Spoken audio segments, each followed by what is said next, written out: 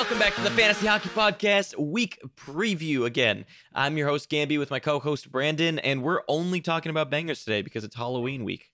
No, nobody else. Only bangers. You only get to hear about William Carrier, Ryan Reeves, Alex Edler. It's the only players we can talk about this week. Oh, Milan Lucic. Can't forget Milan Lucic. He's actually kind of interesting for this coming week. He is. I've actually suggested him. We'll get to that. Anyways, we're not only talking about bangers. So let's get into the week review. I know the intro was long, but hey, maybe you enjoyed it. So for the week review, let's start first here with one of my takes. And maybe the Sharks are actually bad. Yeah, it's not looking good from an advanced stats standpoint, to say the very least. They're not really good at defending. They don't have good goaltending. They're having kind of trouble putting the puck in the back of the net. It's it's not good. I don't understand how they're managing to not be good though. You just look at the roster and you're like, wow, that's a good team, and then nope, somehow. So I don't know what's going on. I almost wonder if potentially it has to do with so many young guys that are having to step up. So you have like Timo Meier, even Hertl. Like there's just guys who haven't been used to it. You lost Pavelski, and even with like a guy like Thornton you used to have, who used to be a first line guy and a big leader. I mean, he's probably still a leader in the background, but just a leader from on the ice standpoint. And then you also have Marlowe, and now you're having all these guys that need to step up. LeBanc, Timo Meier, Thomas Hertl. I wonder if that factors into it, but yeah, it's not good. The first thing that I noticed when I was coming up with week review concepts is I made this claim at the beginning of the season that Yossi has as good a chance as anybody else on the Nashville Predators to lead the team in scoring, or in point scoring rather. The Nashville Predator individual Art Ross. And it turns out right now, Yossi and Ellis, weirdly enough, Ellis way less sustainable, but still, are both currently leading Nashville with 13 points in 12 games played. The next closest is Matt Duchene with 11 points, or 11 points in 10 games played, but he's missed a couple. Duchene would not have been my likely pick for that like highest scoring forward position so far, but there is a bit clumped up after that. You've got Yarncroke with 9. I'll say that again. Yarncroke has 9. Yarncroke. And then Arvidsson and Johansson and I think that might be it. Have 9 or 10 as well. So they're all. I mean, Nashville's just doing well, but Yossi is leading the pack, which is awesome because I drafted him in a few leagues. Which actually, one of my points for the week review was that the Preds are currently the highest scoring team in the league. That would not have been something I assumed would happen at the beginning of the season. So after last night's snowy Heritage Classic game, Hellebuck posted yet another incredible game, and he's currently playing like a Vezina contender. Man, I can't imagine that last, though, with that defense. I don't know. I can't imagine it. He's playing amazing. And I mean, if you watch him play, just from an eye test perspective, he does look ridiculously calm. He faced a breakaway in the very first minutes of the game, and his levels of calm on that breakaway and how well he stopped that puck reminded me of Carey Price. Like, just the amount of, you had zero fear going into it. You just knew Hellebuck would stop, and he was so calm. He just looks so dialed in this season. It's really impressive. And again, I don't know if it'll, stick this way for the rest of the season, but I am definitely now regretting that I didn't pick up more shares of Connor Hellebuck because he went really late this year. Like he went, I think, he went after a lot of goaltenders. He was going 11th round in some leagues. He was definitely a steal in most leagues.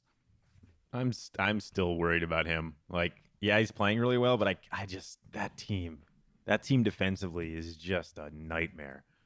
Hellebuck has a 7.04 goals saved above average at the moment, 7.04, and his expected save percentage at all strengths currently is 9116, so 91.16%. His current save percentage is 93.27%. So he's not actually that far off from his expected save percentage. Where he's really outperforming is 5-on-5. Way above it. 93 compared to 91? That's a big difference. That's a huge difference. That's average to elite. It's really the 5-on-5 that's making a big difference. At 5-on-5, his expected save percentage is 92.2, and he's posting a 95.08. Wow. Yeah. I'm So honestly surprised that his expected save percentages are even as high as they are. yeah, But he's actually underperforming like crazy on the penalty kill, but he's making up for that on the even strength. So actually, it wouldn't be crazy to assume that his penalty kill kind of comes back to average, and his 5-on-5 kind of comes back to average, and we see like a 9.20 goaltender. all right, my next one is I hate what I wrote down here, but I'm going to say it anyway because it's just not my style of thing to say. But what I wrote down is Dallas Stars are still struggling, which I hate it, but it's true. I'm I just kind of disappointed in you. I know. I'm sorry. It really is Halloween, spooky season. I know. This is like something you'd write down and I'd yell at you about it, but here we Exactly. go. Yeah, I mean, there's not really much to go into detail on this. You pick any star player and they're currently buy low, in my opinion. I talked about, and I know that I went a little early on with the going for the head. Taking out Jim Montgomery was my kind of call to action at the beginning of the season because I didn't see a way out of what was going on over there, and it still seems like there's no way out. I have to assume the organization is starting to move that direction. It's just not quite working, and I can't imagine that there is that the air is completely clear between Sagan, Ben, and Montgomery after what happened last season. So you've got to assume there's been like trade talks, or they're thinking of potentially shipping out Ben. Potential, like for example, I know that there's been some rumors floating around about them. People inquiring about Ben and them kind of listening. But after what happened last year, you've got to assume that Ben or Sagan is on the chopping block. Yeah, I mean, even Pavelski that at this or point. Jim Montgomery, right? Like, I can't. I wouldn't want to be on a team where and Ben and Sagan at the point where they were called out weren't playing that badly last season. I mean, Ben went significantly worse after that, and Sagan kind of kept it up, like did better, but they got like railed on, and it seemed super inappropriate then, and I don't know. It wouldn't sit well with me as a player to know that I can just get tossed under the bus by the coach in front of the media, even if I'm playing a decent game. So, I don't know. I know that I hate advocating for firing the coach, but when your entire team is underperforming, you have the amount of talent that Dallas Stars do. Like Montgomery just doesn't seem to be working for that team at this point. Going back really quickly to your buy low thing, I gotta say that right now though, the one person I would stay so far away from is most definitely Pavelski. I want no part of Pavelski at the moment. I mean, he's playing fourth line. Yeah, it's just get Corey Perry. Don't do that. Don't. All right, moving into the injury reports. The unfortunate thing about this week is it seems like nobody came back really, and a lot of people left. So we had Andre Kasha, of course, go day-to-day with an upper body injury. David Krejci is day-to-day with an upper body injury, but he should be back next week, is what Boston is saying. Mikko Rantanen is week-to-week with a knee injury. I feel like I've heard this timetable all over the place, so I'm not going to give one, other than it's going to be week-to-week. Vincent Trocheck is day-to-day with a lower body injury. It doesn't seem long-term, but we'll see. Devin Dubnyk is day-to-day with an upper body injury. He should be back next week. At least that's the way the signs are pointing. He's practicing, and they are ruling him out on a game-by-game basis, which they did with Taylor Hall. Remember that? But I honestly don't think this is going to be that bad. Matt Duchene is day-to-day. Actually, I think he came back. Matt Duchene was day-to-day for a minute and then came back with a lower body injury. Vladimir Tarasenko is day-to-day with an upper body injury. And then we had Josh Anderson returning and Nico Hischier returning to a third-line position. So, yeah. And they skated Jack Hughes 19 minutes on the top line in their last game. So I don't know that they're going to continue to play Hughes like actual good minutes as opposed to trash 14-minute games. But if they do, and he gets to continue that deployment, he is going to be the one to look at from those like the big forwards that we looked at the beginning of the season with Gusev, Hischier, and Kakko. All right, never mind. Matt Duchene hasn't played. He's listed as a right wing on the Predators daily faceoff page. I'm not sure why he hasn't been practicing. So, and I don't know. I don't know what that's about. He's still out with a lower body injury. Moving into drop candidates for the week, my first one is going to be a center in Nico Hischier, who you kind of talked about a little bit, that came back from injury. Center, 31% owned. Right now, he's just not worth it. The only way he was worth it was if Gusev was actually good and if he got top line deployment or he got top line deployment. He's currently getting third line deployment, played 13 minutes, which granted some of that could have been him coming back from injury, but even when he was healthy, he wasn't really worth it. And right now it feels like there is much better on the wire in most leagues. Maybe in like a 14-person league you should hold on, but even then I'd check the wire because there's probably better. Yeah, I totally agree. I think that they're going to give the reins to Hughes for now if he can continue. Like, you got a 3-point game, so you're not going to back away from that for the time being. And they're winning. So, Might as well just keep going with what's working. Yep. My first one, I swear he's going to show up on this list every week until he drops below the ridiculous 80% ownership he still has. Charlie McAvoy. There are so many better defensemen that are below 80% owned. It's just crazy to me. All of his numbers are down. Just except for like time on ice, which is very slightly up. Everything else is down. Yeah, that's all. Like, what else do you need to know? He wasn't a big scorer to begin with. His point pace is down to he's pacing at 16 points on the season. Yep. He's the Tyson Barrie of Boston. He's not even the Tyson Barrie. He's the Charlie McAvoy of Boston. Just people keep picking him up. Like, this is not new. Last season he got 43 points, and that was sweet. But or rather, he didn't. He was pacing for that. He got 28 and 54, but he was pacing for 43. Right now, he's pacing for 16. He's pacing for 16. Like, I don't understand. His shots are lower, which is crazy because he never had shots to begin with. His hits are up slightly, and his blocks are about the same. So there's just nothing to be excited about. He doesn't start in the offensive zone. He doesn't. Charlie McAvoy, he doesn't. Okay, for my next one here, I've got an 87%er. Oh, God. Center right wing. Plays for the Stars. Oh, it's boy. Joe Pavelski. Oh, boy. Time to let go. Fourth line, nothing's clicking. I don't see. He's not even shooting as much as he used to. I don't see any reason to hold on at the moment. I mean, unless you're in like a 16-person league or even a 14-person, it's hard to justify just because. I mean, I guess if you want to hold on and hope and pray, but at this point, like, or name value trade him. That's kind of the only thing you do. Yeah, like a streamer position is so much more valuable than Joe Pavelski at the moment. So much more valuable. I can't understand why he's still 87% owned, and I keep seeing. And the reason he's on here, and I want to make sure to put here how important a streamer spot is versus him, is because I constantly see questions being like, oh, Joe Pavelski got dropped. He's a must-add, right? I'm like, no. Leave him on the wire. There is no reason to pick up Joe Pavelski. And I mean, if someone else wants to grab that headache at the moment, then sure. But the thing with Pavelski is, like, he's a guy who's underperforming, and there's not any markers or indicators that show he's going to bounce back, or that the Stars are going to bounce back at the moment. And when you're playing fourth line, you don't really have much room to bounce back. Yeah. So I've got a star too. And this comes off the back of me telling a lot of people that you have to hold on to your stars from the Stars. Stop. And this player I don't think is a star yet. 53% owned, Rupe Hintz.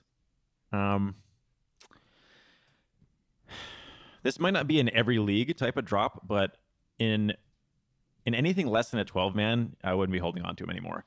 Yeah. His shot pace isn't that high. So in standard, like in a points only league, maybe, but even then, I don't think so. His hit space is lower than last season.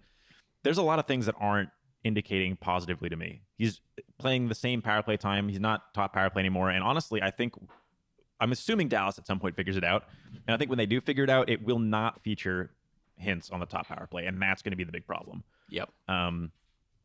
So like Hintz, obviously in like dynasty leagues and stuff is good, as I'm sure Gammy knows because he traded him to me. I don't want to talk about it. Yeah, but in standard leagues, I think his hot start has kind of vaulted him to a position that's a little higher than you should be, and I wouldn't be worried about letting him go. Although, yeah, the other stars that are like bigger names, I think I'd hold on to Ben, Sagan, Radulov, Klingberg, and obviously Bishop. Yeah, these are guys like at your own peril you could target in the hopes that once the Stars actually do figure things out, whether that means coaching change or just organically, that those are the guys that are going to improve. I'd only target if the price is ridiculously low. Yeah, but Like- I mean, people are talking about dropping Sagan. It's like Yeah. it depends on your league, right? I would send feelers out and be like, especially if the team is losing, right? Like if you got like a last place team or like bottom third of the league or so, and they have like 1 or 2 stars, those are the guys you can potentially target for like Yeah. a hot hand that you have. An Olofsson, right? It's one of these guys, James Neal, whatever. Yeah. I mean, they may be desperate, and I mean, you can see the frustration with how much people are kind of done with Sagan, and so yeah. But again, I think with the thing too with Sagan though, if you own them or Ben, if you're selling them right now, Ben actually I wouldn't be against selling because you can maybe get like 4th round value, 5th round value out of him, and I don't think that's what he's worth anymore at this point. Unless he gets traded or something. I just don't see where he's getting that value from anymore. So he's different. Sagan, I would not trade.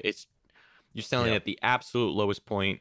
You're not going to get a guy whose ceiling is as high as Sagan's. He's one of those guys that to me is worth going down with the ship for. Like you just hold and hope for the best, because at this point you're not going to get anything. It can only get better from here in a way. Unless, of course, you have an actually good offer, then take it. But for the most part, I'd say in 90% of cases, you're going to get fleeced. At least from a conceptual standpoint, you will get fleeced. Whether it actually turns into a fleecing at the end of the season is to be seen. But conceptually, it would be a bad trade. My last one here is going to be another highly owned guy, 80% defenseman, Erik Gustafsson. Ooh. Yeah, it's just... He sucks, doesn't he? Yeah. He was one of the guys I was most worried about coming into this season. Yeah, we gave a lot of warning signs with him in the preseason. We talked a lot about how if the power play does not click, he is toast. Yep. Toast. And not only is the power play not clicking, he's been relegated to 3rd pairing. So everything that like could have gone wrong with Gustafsson has gone wrong. Well, there's one more thing that could go wrong, and I wouldn't be surprised if it happens, and that's calling up Adam Boquist. Yeah. Which at this point it has to be near. Yeah. And if that happens, I would assume he's going to get a shot power play 1 almost immediately. Yeah. So, yeah. I mean, literally every indicator is down. Shots are down. Points are down. His time on the power play is up, but they're not converting on the power play. And granted, like maybe that will change. And the thing that's a little bit more worrying to me is that his IPP isn't that far off from last year. He's currently at 31%. Last year he was at 52, and that's at all strengths. But that's pretty different.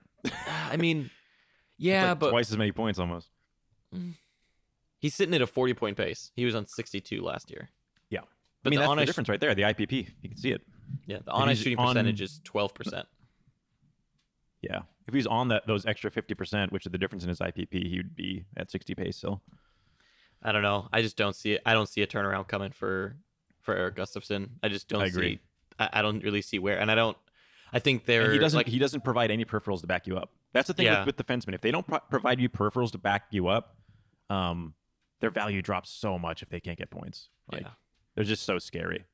And I know people are like, you just said Kling. Yeah, I know Klingberg. Yes, but you gotta. But when we're talking about like Klingberg versus Gustafsson, though, what we're talking about is ceiling, right? Like Gustafsson's ceiling is not as high as Klingberg's, and on top of that, I'm convinced we saw Gustafsson's ceiling already last season. Yes, and also like the ceiling is more perilous with a Gustafsson versus a Klingberg, for example. Like Klingberg, we know who he is, we know what the potential is. It's much easier to see Klingberg getting to that ceiling than at this moment seeing Gustafsson get there. The power play looks atrocious.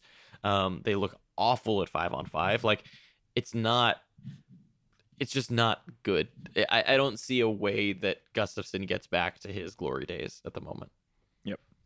All right, my last one is a player that for years I kind of ragged on for I remember when we started this podcast, this was one of the players that I was like, I don't see him as a point per game player. And then of course he had another like near point per game season right after that, and I felt bad and dumb. But he's not getting there this season, and that's Mikael Granlund. Left wing, right wing, 50% owned still.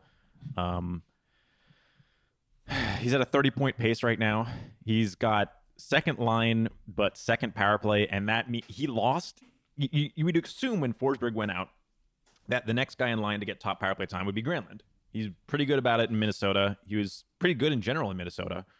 It just hasn't worked for him in Nashville. And I don't know why, but they decided to give Yarncroke top power play instead of him. I guess maybe to keep that top line of Johansson, Arvidsson, and Yarncroke together. And Yarncroke's been working. He got 2 power play points, so I don't see why they would move him off until Forsberg comes back.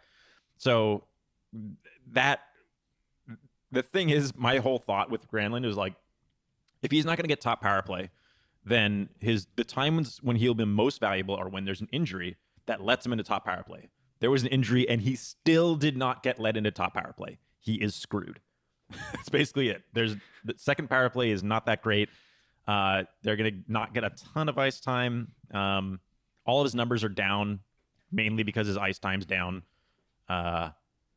He's screwed. It's just kind of it. Very, very detailed analysis. I like that, though. He's screwed. It's very easy to follow. So let's move into our long-term targets. My first one here is going to be Bo Horvat. He featured actually on Sustainably Low like a week, the first week he was on Sustainably Low. And my worry there was that he wasn't getting a lot of power play time. He wasn't getting good 5-on-5 time, and he wasn't factoring into the points. Since then, a lot has changed. His role on the power play completely changed.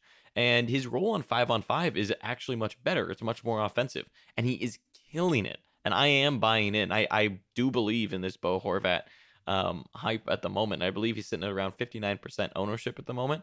I like it. And I'd take him over Taze at the moment. Yeah, I would too. I picked him up in one league, I think. Yeah. I don't think it's crazy to say that I'd have him over Taze.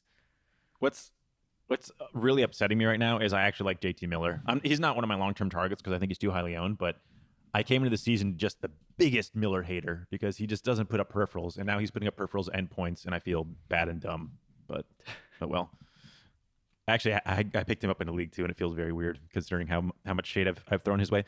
So all 3 of my long-term targets, I think, require a little bit of watching before picking up, but I like the direction all of them are going. And I think they're going to be a little contentious probably, but the first one, and I'm really excited to see his player here because I've liked his game for a long time, and I've just hoped that he would get proper deployment over a long enough period of time to actually be able to do something. And that's Joel Armia. What? Yeah. He's 7% owned. He's on a 73-point pace on the season, which has gotten better over the last week. He's shooting too high, but the rest of his numbers aren't like completely insane. Okay, they're kind of insane, but he's actually getting decent power play time this season. Although he did get okay power play time last season, but it's hard to say with Montreal because they do that 1A, 1B thing. He's shooting a lot more this season. He's shooting almost 3 times a game, which is great. He's hitting a ton. He's pacing at 219, and over the last week, he's pacing at 410. He has been throwing the body. And his numbers just look pretty decent. His IPP is only 50% on the season. So, yes, you couple that with his crazy on-ice shooting of 17%, and you average those numbers out, and it makes his numbers actually look sustainable. Because if you propped him up to a 70% IPP, which might be a little high for him, but is roughly where you expect a decent forward to be, you move down the on-ice shooting a bit, you probably see him getting, a 60-point pace or something, which is where I'd hope he'd be. That's where I'd want to see Armia to be rosterable, considering how much he throws the body. So, if he's able to continue to play on that second line and get decent time on ice, which is the big difference here. He went from last season, he was like a 15.5-minute guy. He's been playing over 18 in his last week. If he can continue this deployment, he's in good shape. But again, all these guys are watch candidates right now that I'm giving you. If he keeps this up, he could be really good in bangers leagues. I don't hate that as much as I don't completely hate it. But the good thing too is Montreal has a pretty good schedule this week. So if anything, this is the week to take a flyer on him. I'm gonna call out. I got tipped off on Armia via Facebook. Actually, I don't remember who mentioned it, but they asked me if Armia is good, and I was like, "What?" And I looked up. I was like, "Oh, actually." Ooh, he's kind of interesting. Yeah, now that he's playing with decent players and getting good ice time, considering how many hits he gets, he's got to be on your radar a little bit. Yeah, definitely. Okay, my next one here is going to be Jaden Schwartz, Mm-hmm. 34% for the St. Louis Blues. Picked So him of up in a couple course, leagues too. yeah. So of course, I picked him up yesterday, and I tried to get the Saturday Sunday starts, and he had been on I think a 7 game point streak, and of course he gets nothing last night. So apologies to anybody that picked up Jaden Schwartz for points because I ruined that streak. But the good news is he's playing pretty consistent minutes at around between 17 and 18. Occasionally he has one like 19-minute game in there, kind of interspersed. I like the line he's on. He's shooting a lot. And he's also he doesn't really get power play points, but he gets assists pretty consistently. So I like him in a points league, for example. He seems like a consistent point getter, or will be like a consistent floor. And left wing is sparse. It's kind of hard to find good left wingers. And this next week, St. Louis has a decent schedule, not the best, but decent. And so I like him quite a bit as an option for long term, especially if we see Tarasenko out for a little bit longer. I could see that line getting more time. Yeah. Yeah, I like Schwartz, but even if Tarasenko comes back, I still like him, I think. Yeah, agreed. I think I like him anything. quite a bit. And I think I actually had him on my watch lists really early in the season. He was just one of those guys that I was like, yeah, for whatever reason, he's not getting drafted, and he gets decent points. And he has 9 points so far and looking pretty good. Yep. All right. My next one, this is a player we've already talked about a little bit. He's currently 2% owned. Actually, my next two are 2% owned. He's left wing, right wing, and that's Kalle Jarnkrok. I actually like him as long as Forsberg is out. We don't know how long that's going to be. It could be a short amount of time, but in the meantime, he's clicking with that top line. He's shooting more than usual, a lot more. Still not a crazy amount. He's still pacing around. If you just took his last week where he got that promotion into account, he's shooting over 200 pace, which is great for him. I mean, much better than his 110 last season anyway. But his ice time is climbing, obviously due to the deployment. His power play percentage is climbing, obviously due to the deployment. So all these things are trending sort of in the right direction for him. The thing is, Forsberg doesn't play on the line he plays on. So if Forsberg comes back and Jarnkrok can find a way to stay in that top power play, he could be a longer term ad even with Forsberg back. I honestly don't expect that. It would mean he has to bump either Johansson or Duchesne off the top power play. I don't see that happening. But I mean, I wouldn't totally rule it out considering he did get 2 power play points last night, and or rather I guess this is on Saturday night. So yeah, I mean, he's at 2% owned. This is a deep league move, and it's mostly due to the injury. So take that as you will. But I like what he's doing, and I feel like he shows up on this list once a year. This is the feature episode where he shows up finally. Yep. And if you Never hated have to this talk about it take, again. you're really gonna hate my next one. Oh boy. Okay. Well, I'm gonna give you a good take here before we get into Brandon's bad one. It's gonna be Tyler Bertuzzi, left wing, right wing, 49%. It's time to buy in. Honestly, everything is up right now. Who would have thought that at this point of the season, the best player on the Red Wings would be Tyler Bertuzzi? I mean, he had a ridiculous end to the campaign last year, but he's crushing it right now. Everything is up. His time on ice is up. His shot pace is up. His point pace is up. His IPP is up. And actually, his on-ice shooting percentage is down from last year, which is a good thing. It's more sustainable now. He's getting more time on the power play. Like, everything is looking really, really good for him. The one, of course, a slightly disappointing thing is his hits pace hasn't really improved at all. But that's fine, I guess. If you're sacrificing hits for more points and more shots, then fine. But Tyler Bertuzzi, to me, is definitely in the long-term ad category. Yeah, I agree. Okay, so my next one. Let's 2% owned, left wing, right wing. Again, all my guys, except for maybe Jarnkrok, are currently watch first. Jarnkrok is an ad in deep leagues, I think, but beyond that, you might not need him in a shallower league. My last one, I really hope this keeps up, although I have my doubts, is Anthony Duclair. What? Yeah. So his shot pace is 80% better than last season so far. He shot 146 times last season. He's pacing at 262 and even higher over the last week. His time on ice is increasing because, as we know, Ottawa doesn't have any players. Just full stop. They don't have. But they have a team, kind of. Yeah, I mean, they have a team that wears the same colors. It's about it. He hasn't done much in a points pace to start the season, but over the last 4 games, he has 3 points. and he's doing okay. I mean, I would like to see him be a little bit more on the power play, but I mean, he's playing 46% on the power play, so he's not like totally off of it. And his on-ice shooting percentage is actually pretty low. It's only 7% on the last week, 5% on the season. So there's room here. And the thing that I also like here, his shot pace is up, so it seems like as long as he's going to play 15-ish minutes a game, he'll get at least 3 shots most games. And he's actually hitting, which is fairly unusual for him. His hit pace is 131 right now, which is really high for him. So I think that he's being put in a different position this season. They want him to play a little bit more aggressively. And if they allow him to stay unleashed in a way, his peripherals will make up for any point deficit, and he can pace it like I don't know. I don't want to actually give him a pace because who knows with Ottawa. But He's such a streaky player, too. he's such a streaky player. He is. But I think his deployment is going to be what affects more than anything. And that's, we've seen Duclair get good deployment and bad deployment on every team he's ever been on. So I don't know that Ottawa will be any different, except for the fact they've got nobody else. So he's just somebody I'm paying attention to right now. I want to see if any of this keeps up at all. But I'm really liking his peripherals. Kind of the same thing as Armia. The points are cool, although I'm not totally buying in. I just want to see if the peripherals keep up, and then maybe I can have a good peripheral guy that has some point upside. And that's kind of what I'm targeting out of both of those guys at the moment. Yeah, I mean, his on-ice shooting percentage of 5% is just so low. And the problem there more so for me is I don't know if he gets better. I guess he does play with Brady Tkachuk, so like it should be a little bit higher. He's top line but deployment at the moment. That's, I mean, who knows, right? What is a top line there? Whoever plays with Brady Tkachuk, I guess. But that's pretty much it. But yeah, I think that's what's going to hold him back is just quality of line mates. And right now, also, that's kind of the thing that makes me a little bit cautious of his shot pace is that he's only playing 50 minutes a game and still shooting at a 262 shot pace, which that makes me happy. If they can, right? But if they can play most more people.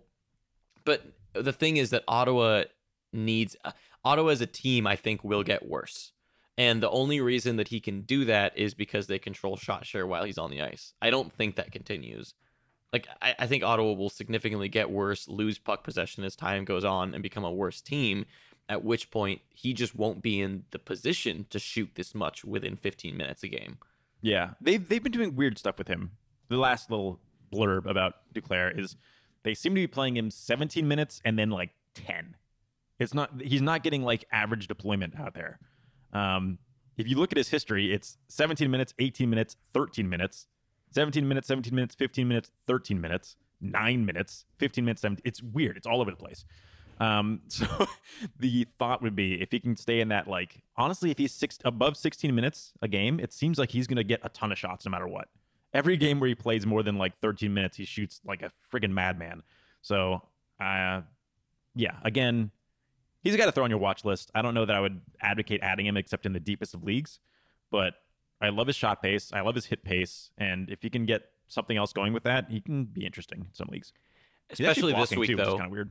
Especially just watch because this week Ottawa has only one game, which perfect. Let's move into the week preview.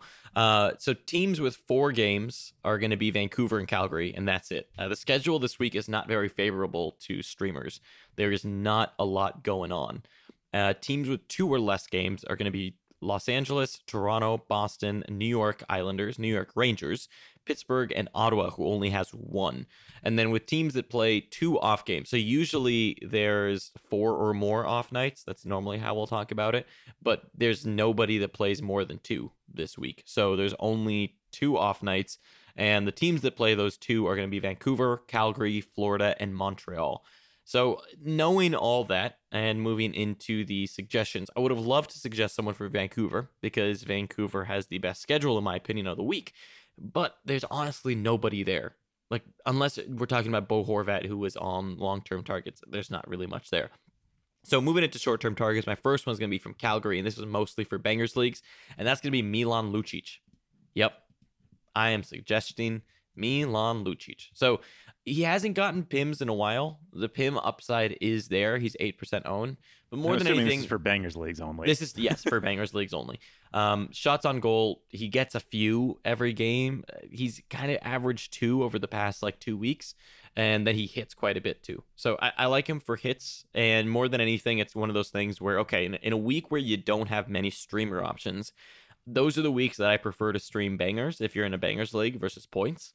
Simply because you're gonna get more value out of trying to secure those banger categories than your points categories, because the points categories are such a toss up. And so to me, Milan Lucic is easily the best banger option of the week, outside of probably like a Joel Armia or even one of the at Joel Armia is probably the other guy I really like, but you had him on long-term targets, but I also like him as the same kind of reason as for bangers, and he also gives you point upside. But Milan Lucic to me is like my favorite banger option. I picked him up in 2 of my leagues.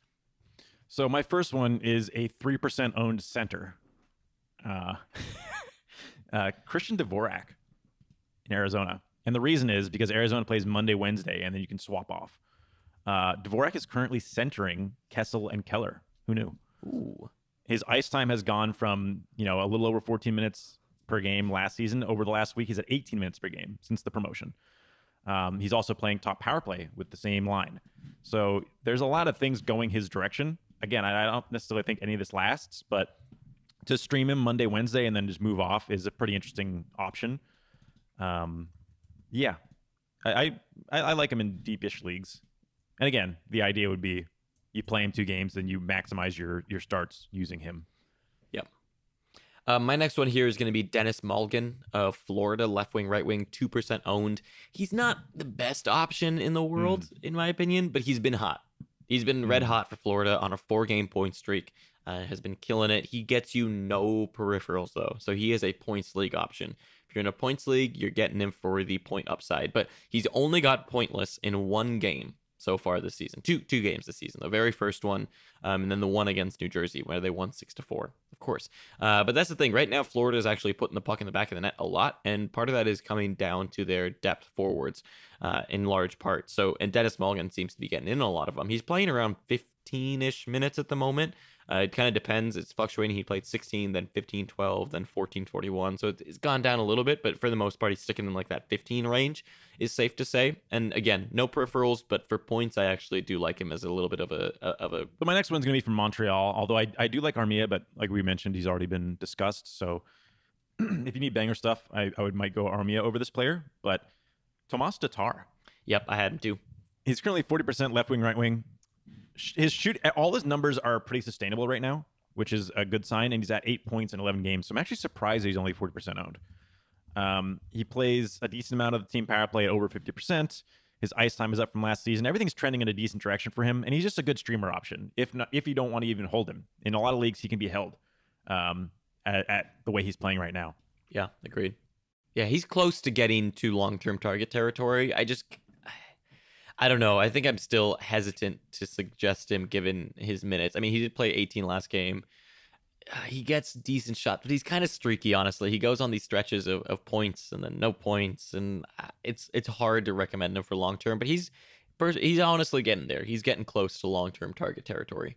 Mm-hmm. All right, my last one is a player that we put on this list several times throughout every single season because he's just a decent option when Calgary has good schedule, and Calgary's one of only 2 teams, as we mentioned, that has 4 games this week, and 2 of them are off nights. So Mikael Backlund, he's actually been not so good this season, only 4 points in 13 games, but there are some questionable things happening with him, like a 36% IPP, which means he's just not involved in the points that are happening at the moment for whatever reason.